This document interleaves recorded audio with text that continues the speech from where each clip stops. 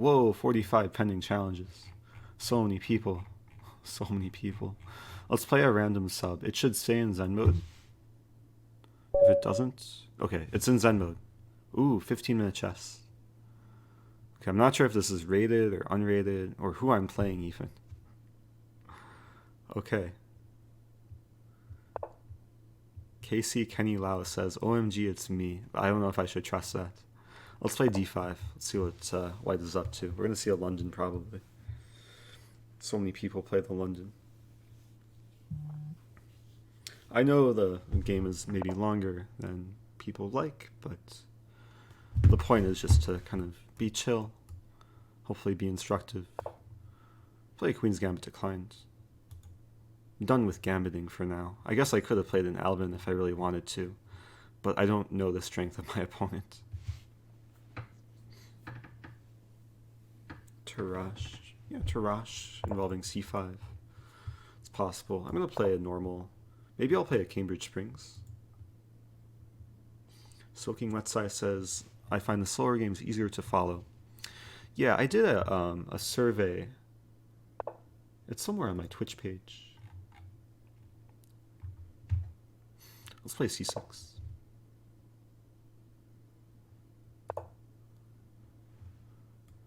If people want to actually give feedback, I usually don't promote this, but I have it here. If you go to, feedback right here, click on this, it takes you to a form. I don't know if you can access it on mobile, but it is interesting to kind of see what the audience wants when I should stream. Should probably put this as central time, but people get the point. Okay, back to... Where is it? My turn. Okay. Bishop d3. Let's take a pawn.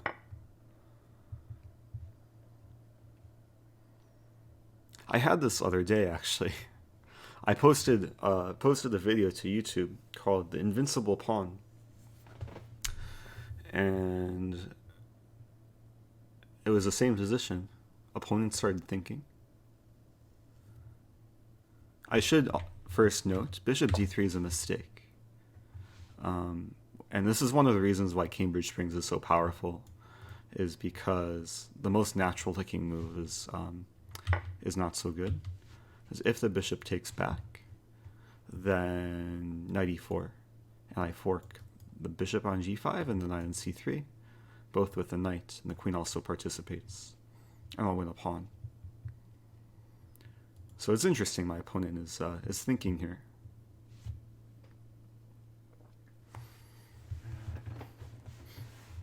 Yeah, I wouldn't be surprised if like a lot of the viewers who are watching right now saw the video on YouTube. If you haven't seen the video, is there a YouTube command? There should be a YouTube command. Go to my YouTube channel. It's like I think the second most recent video. Bishop c2. What is bishop c2? Surprising. So I'm up a pawn, but it's kind of overextended. I could play this move. Queen d2. Also play b5. Let's play b5. Just keeping the option open of b4. Do I play b4 immediately?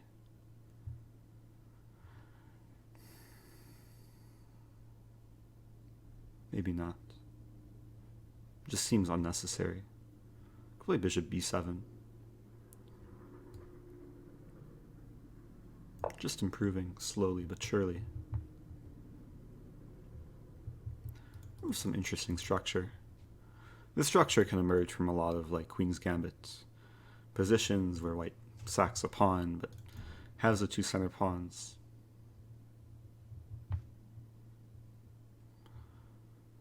We'll see what happens. Do you recommend varying the openings to improve the game or focus on a few? I recommend varying or maybe switching openings when you're stuck in a slump, when you're having a hard time improving.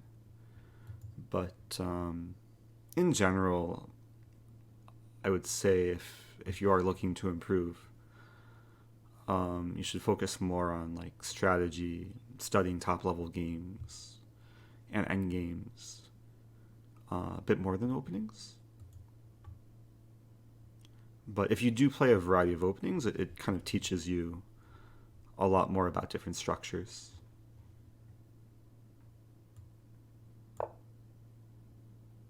But if you know one opening well, then it's maybe a more effective weapon than knowing like 5 different openings have not so well. So there's pros and cons to both. Why are endgames important? Any game that reaches endgame is decided in the endgame. Any game that reaches opening, at least most games that reach the opening, is not decided in the opening. Can I play this move?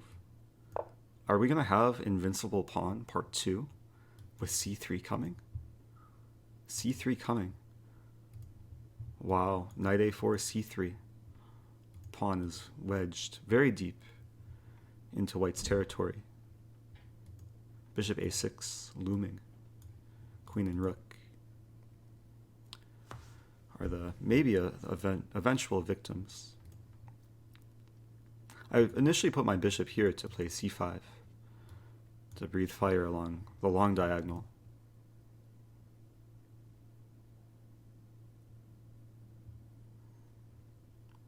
I guess after c3, bishop a6, there's bishop d3, but that's okay. I could play bishop a6 right away. Ooh. Oh, but then takes. The bishop defends the knight. Okay, c3 time. Invincible Pawn, Part 2. I'm already thinking how I'll design the thumbnail. Because the last thumbnail, the pawn was on d3. I had this like zoom effect. It was nice because it was centralized. c3 a bit less centralized, but still magnificent. c5, still an idea in the position. Envisioning some line where I play c5, we trade, I take on f3 and then win the bishop, because my queen is still applying pressure. But in that specific line, I could lose a rook or 2 rooks. So I have to be careful. So my one goal for the rest of the game is to not lose this pawn. This pawn is my baby. a3. Trying to remove the defender of the pawn. It's not very nice. This pawn's my baby. This pawn's my babysitter.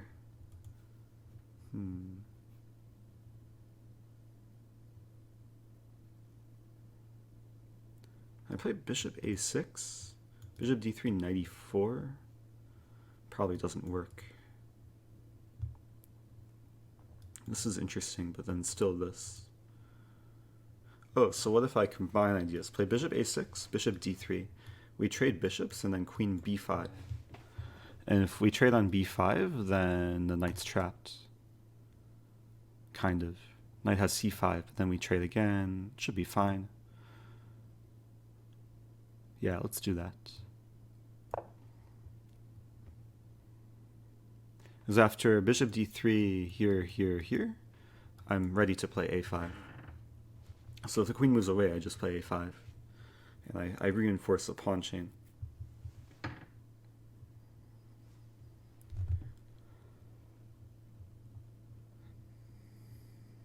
Eric values pawns more than the knight. That might be true. I'm going to go out of my way to defend this pawn. This pawn is, I mean, it's so valuable. I think it's probably as valuable as a minor piece. At least it's probably more valuable than this knight. So let's take queen b5 coming. There's no sneaky... Oh, wait a minute. I could take another pawn. Oh, but then I lose this pawn. But then maybe this pawn could be invincible. But then it's on the edge. Oh, white's thinking here, considering this move. But that would be bad, because I take the queen and then the rook. Okay, queen b5. So I made sure there's no sneaky knight b6 move because just knight takes b6. If my knight wasn't here, then knight b6 could maybe be a problem in some line.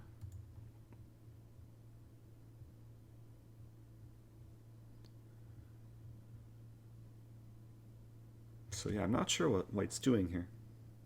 I guess there's probably three options. Taking the queen was one option. Moving the queen or defending the queen were the other two options. But now the knight is kind of trapped. This pawn is surviving still. I'm expecting this move. But then I'll win a pawn because I'll take twice on c5. First with the knight, then with the bishop, and then I'll be ready to take on b4.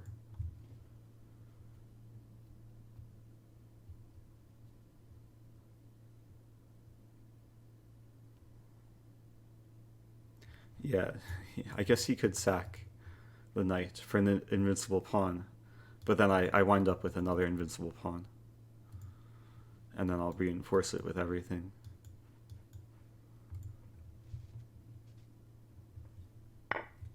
Ah, there goes my pawn. Okay, new invincible pawn. I can still name the title Invincible Pawn, unless this pawn is somehow lost. That would be the worst. Let's defend first with a knight. Or with the rook. Maybe with the rook. Yeah, with the rook. Rooks are meant to be behind invincible pawns. So that was somewhat of a plot twist. But that's okay. Wow, b4. This is just what I want. If he takes on c3, I have my third invincible pawn.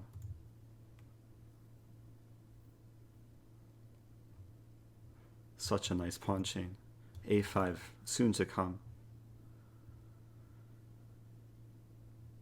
Building the foundation for my structure. It's like I'm building a skyscraper, but I started building from the top and then building, kind of working my way down. That's probably physically impossible in real life.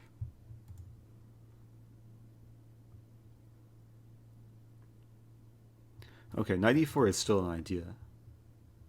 At some point I want to win the b3 pawn. Also, I need to guess my opponent's rating. I forgot I'm playing in Zen mode. I mentioned it at the beginning of the game. My opponent... What was the rating of that other game that I had played? Like 1600. I would guess like 16 or 1700 so far. Maybe like 1622, let's say. That's probably a nice year for some people. a5, preventing me from playing a5. So I'm left with a slightly smaller pawn chain than I wanted. But that's okay. Have to make do. Let's play knight e4. Go for the bishop trade. Try and connect the rooks. And then maybe in the future, if this knight ever moves, I'll have knight d2, trying to win this pawn.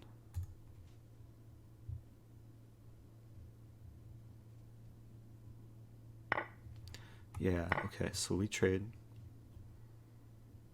And white's a bit stuck. Also, this pawn's a bit weak. So maybe I'll just go and win the pawn, bring the other rook in. I guess rook a1 could be played. a6. Let's put the rook here.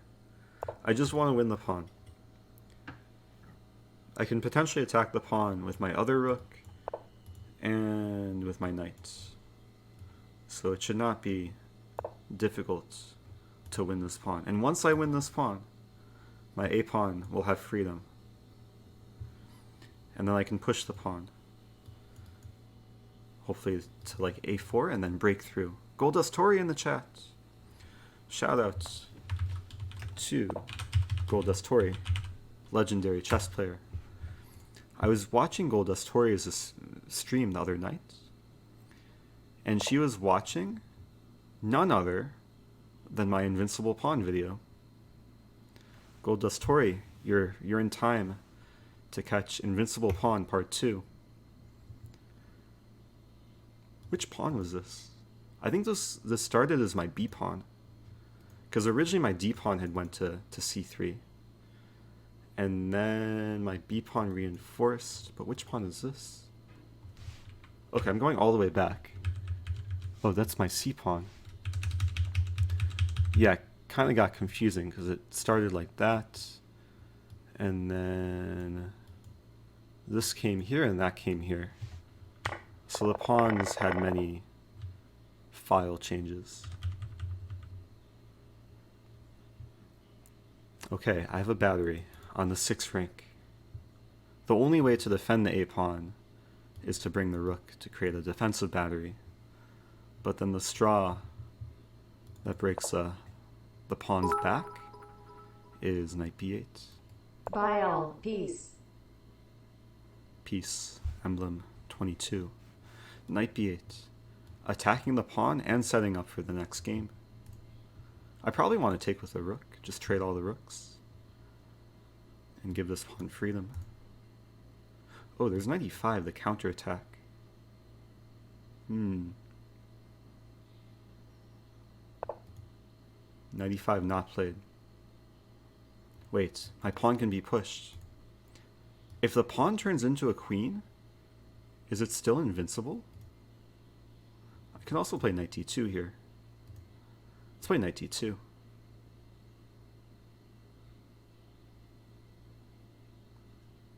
Going after this pawn. If knight takes d2, my pawn continues with its journey.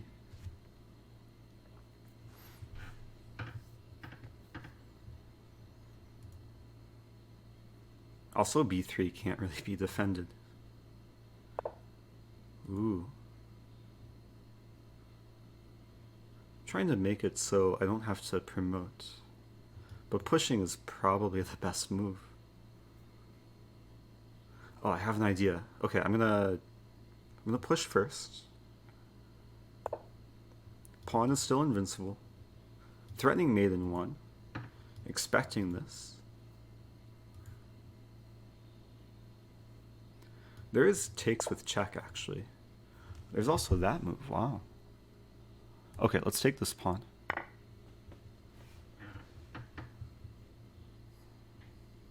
Hitting the rook. Also threatening mate in 2. Oh, this is really rough for white. Not sure how white defends. Didn't you have mate? Oh, I had mate. I could have queened. But I don't want to give away my pawn. Or maybe I should. Oh no. Wait. How do we define invincibility? The pawn... If the pawn promotes, is it still invincible? It just changes. It's no longer a pawn, but it still has a soul of a pawn.